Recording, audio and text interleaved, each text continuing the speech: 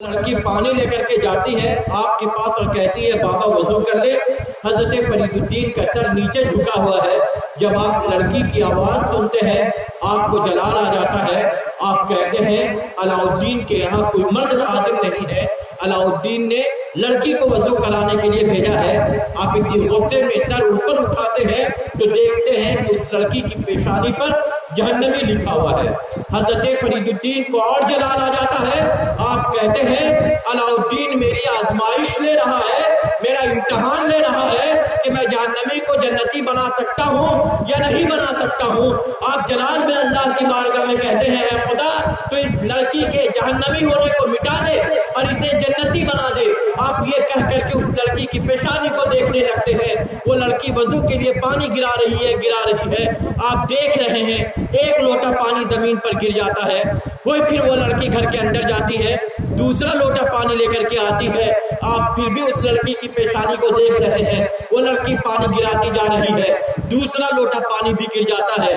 وہ لڑکی اندر جاتی ہے، حضرت علاء الدین سے کہتی ہے کہ جو بابا ہیں وہ وضو کر ہی نہیں رہے ہیں، دو لوٹا پانی زمین پر گر چکا ہے، وہ صرف میرے پیشانی کو دیکھ رہے ہیں۔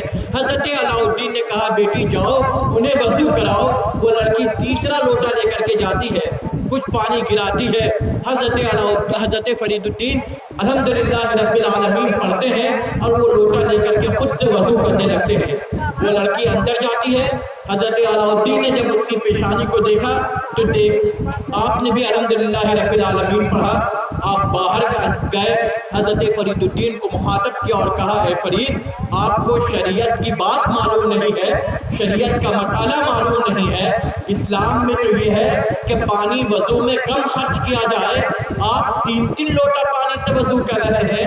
حضرت فرید الدین نے کہا اے علاء الدین میں تو صرف اسی ایک لوٹے پانی سے وضو کر رہا ہوں، پہلا والا جو 2 لوٹا پانی تھا اس سے میں نے جہنم کی اس آگ کو ٹھنڈا کیا ہے، جہنم کی اس آگ کو بجھایا ہے جو جہنم کی آگ تمہارے خادمہ کے لیے جل رہی تھی، تمہارے خادمہ کے لیے سکھائی جا رہی تھی، تمہاری خادمہ کے لیے بھڑکائی جا رہی تھی۔ تو حضرت فرید الدین ہے، ان کی دعا کی وجہ سے ایک لڑکی کے جہنمی ہونے کو ختم کر کے اللہ تبارک و تعالی جنتی لکھتا